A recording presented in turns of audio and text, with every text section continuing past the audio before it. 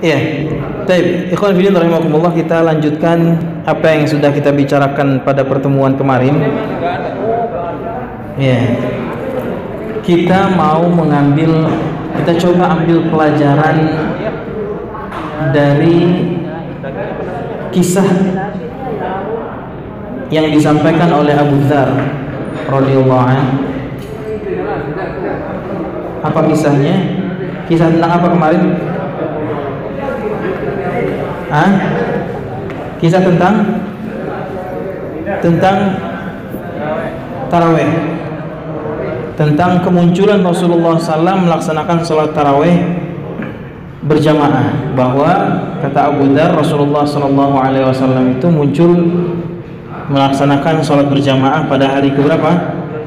Ke-23, kemudian 25, kemudian 27. Di 23 Rasulullah salat malam sampai sepertiga. Di 25 Rasulullah salat malam sampai setengah. Dan pada malam 27 Rasulullah SAW membangunkan istri dan keluarganya serta kaum muslimin nas untuk salat malam sampai dekat sahur. Ya. Jadi itu riwayat yang ada berkenaan dengan sholat malamnya Rasulullah SAW, sholat tarawihnya Rasulullah SAW. Ya, setelah itu sudah Rasulullah tidak pernah lagi, ya, sisa malamnya tidak keluar, tidak ada sholat jamaah. Ya, alasannya sebagaimana disampaikan, ya, khawatir, ya, yufrada, diwajibkan atas kalian. Ya, kalau sholat tarawih diwajibkan, nanti bisa bayangkan sendiri. Ya, itu bentuk kerahiman Rasulullah SAW, kasih sayangnya Rasulullah SAW kepada umatnya. Banyak hal-hal yang Rasulullah inginkan untuk, ya, umatnya ini, tapi Rasulullah SAW menghindari agar jangan sampai menjadi wajib. Ya, bagaimana sholat yang 5 waktu yang kita kerjakan itu pada asalnya berapa? 50. Salat 5 waktu yang kita kerjakan sehari semalam itu asalnya berapa? 50. Ya, antum ingat kisahnya Rasulullah Isra Mi'raj itu asalnya disuruh salat 50 kali. Ya, kemudian bertemu dengan Nabi Musa ketika turun dari dari Sidratul Muntaha, dinasihati bahwasanya umatmu tidak akan kuat. Ya, umatmu tidak akan kuat. Kemudian dikurangi sampai 5. Sehingga, ya, kasih sayang Rasulullah SAW menjadikan kita sebagai umatnya bisa sholat 5 kali dengan pahala 50 kali.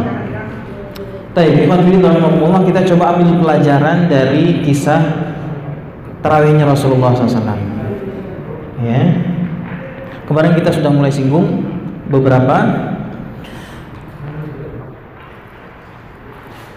Dikatakan bahwasanya adanya salat tarawih berjamaah dari mulai awal Ramadan sampai akhir Ramadan terjadi di zaman siapa? Zaman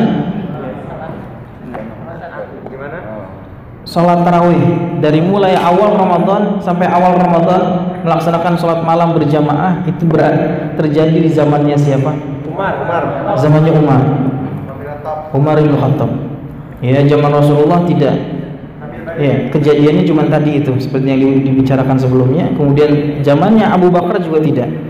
Jadi di Masjid Nabawi itu di zamannya Abu Bakar dan Rasulullah SAW, selainnya Rasulullah keluar itu para sahabat sholat sendiri-sendiri. Ya, ada jamaah sedikit 1, 2 gitu, tapi terpencar. Ya, tidak ada dijadikan satu imam dalam satu masjid, nggak ada. Adanya di zamannya Umar bin Khattab radhiyallahu anhu. Nah, kemudian ketika Umar, ya, mengumpulkan manusia dan menunjuk, ya, Ubay bin Ka'ab radhiyallahu anhu, ya, menunjuk Ubay bin Ka'ab untuk menjadi imam di Masjid Nabawi. Kemudian melihat, masya Allah, jamaah banyak, salat malam berjamaah. Suasana itu membuat takjub Umar bin Khattab yang belum pernah dia lihat.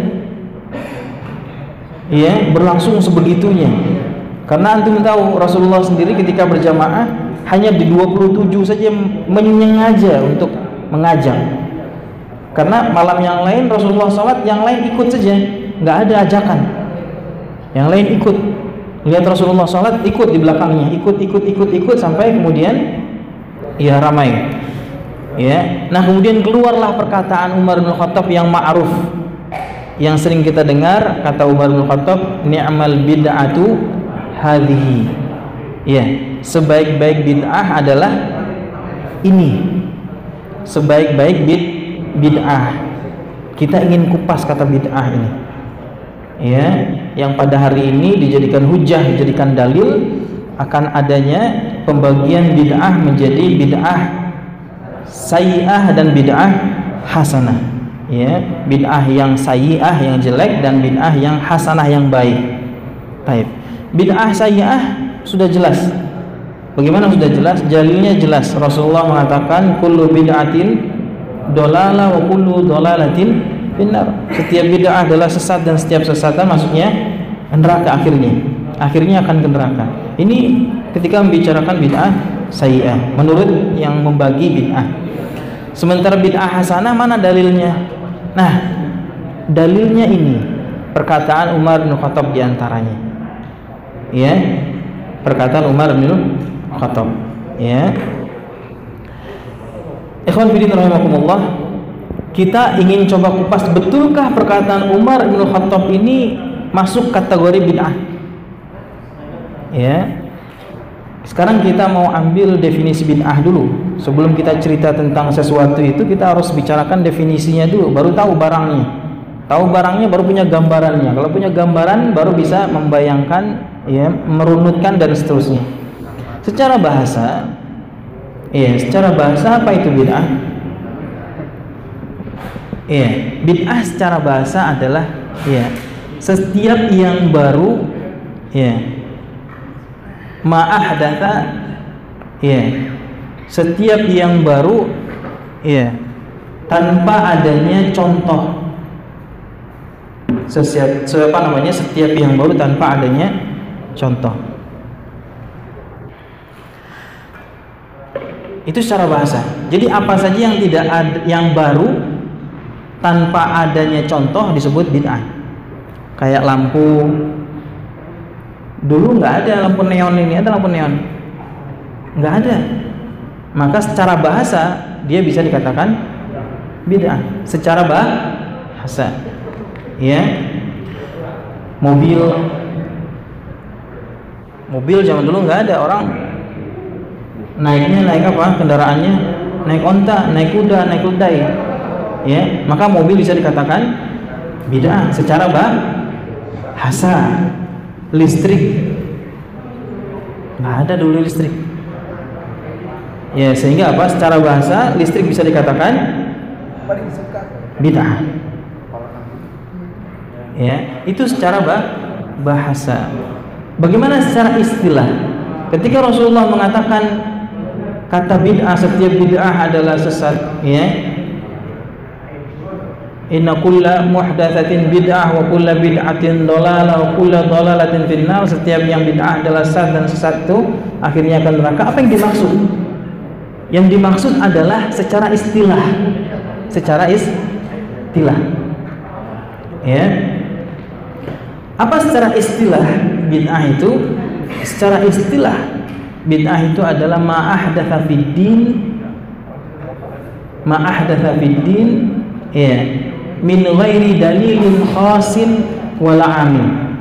Setiap yang baru dalam urusan agama yang tidak ada dalilnya, baik dalil khusus maupun umum. Ya, ini menurut definisi sebagian ulama.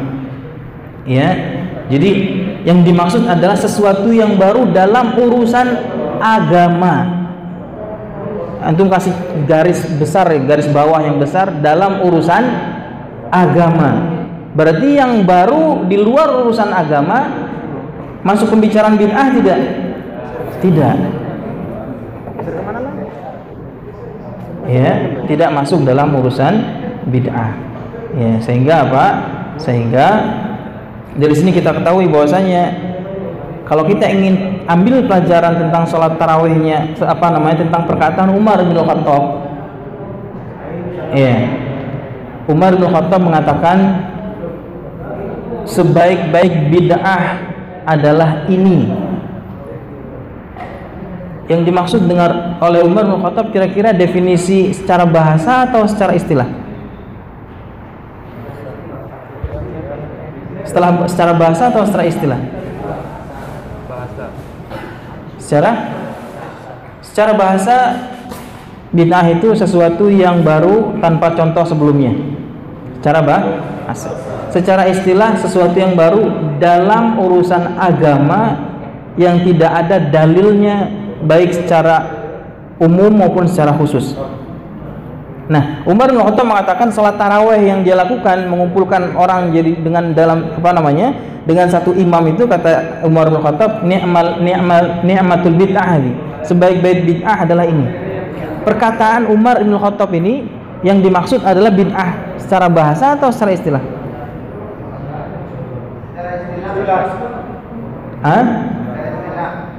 Yang dimaksud oleh Umar bin Khattab dalam kalimatnya, dalam perkataannya, ungkapannya sebaik-baik bid'ah adalah ini, yang dimaksud adalah secara bahasa. Kenapa secara bahasa? Kita lihat definisi tadi, bid'ah secara istilah adalah sesuatu yang baru dalam urusan agama. Mengumpulkan orang sholat tarawih urusan agama bukan? Urusan agama. Tapi definisi berikutnya apa? Kelanjutannya, tanpa adanya dalil umum maupun khusus. Umar bin Khattab mengumpulkan orang sholat jamaah, ada dalilnya tidak? Ada dalilnya tidak?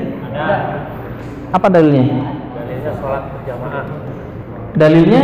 Sholat berjamaah. Dalilnya Rasulullah SAW melaksanakan sholat malam bersama para sahabat walaupun hanya tiga hari atau 3 kali. Ya, sehingga apa? Sehingga perkataan Umar bin Khattab ini tidak bisa dijadikan dalil akan bid'ah hasanah. Karena yang dimaksud oleh Umar bin Khattab hanyalah kata bid'ah secara bahasa. Ya, karena ada dalilnya. Rasulullah sholat bersama para sahabat. Rasulullah tidak mengerjakan seluruhnya karena khawatir diwajibkan. Setelah Rasulullah SAW meninggal dunia, masih ada kekhawatiran sholat tarawih akan diwajibkan? Rasulullah meninggalkan sholat tarawih berjamaah itu karena khawatir apa katanya? Diwajibkan kepada umatnya. Nah, Umar bin Khattab mengumpulkan orang setelah Rasulullah meninggal atau Rasulullah masih hidup? Sudah Rasulullah meninggal, iya kan? Abu Bakar 2 tahun masa khilafahnya. Rasulullah meninggal, kemudian Abu Bakar 2 tahun, kemudian meninggal Abu Bakar digantikan Umar. Ada jeda di situ 2 tahun lebih. Ya. Nah, ketika Umar mengumpulkan itu, masih ada tidak kekhawatiran sholat tarawih akan diwajibkan? Tidak. Kenapa? Karena pembuat syariatnya sudah meninggal. Rasulullah sudah meninggal, nggak mungkin lagi ada turun wahyu kepada Umar bin Khattab, nggak ada.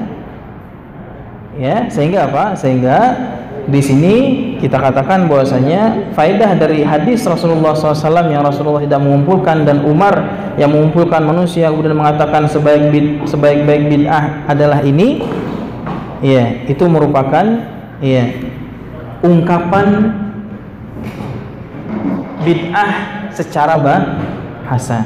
Ya, jadi ketika antum mendengar nanti atau dapati di tengah masyarakat, ya, bertemu ya dengan orang-orang yang talabul ilm, penuntut ilmu, kemudian mengatakan bahwasanya bid'ah terbagi menjadi 2, ada bid'ah hasanah, ada bid'ah sayyi'ah, kemudian berdalil dengan bid'ah hasanah dengan kisah Umar bin Khattab, maka antum bisa jawab.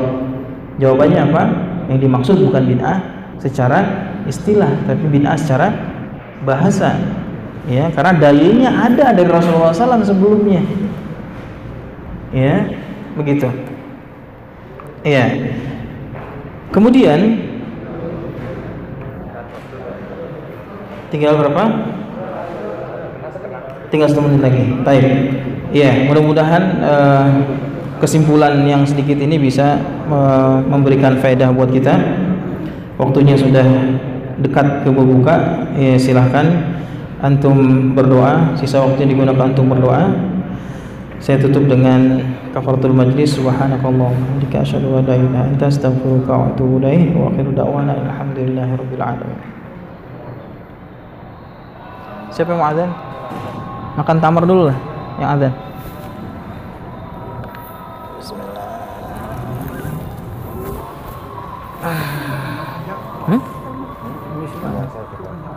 Azannya azan ini aja, azan. Oh. Ada ya. Terima kasih.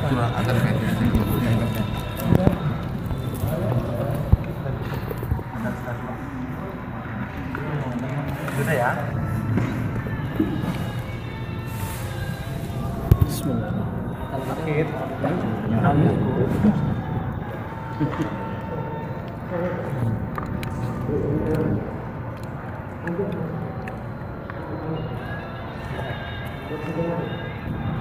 Banyak daun ini.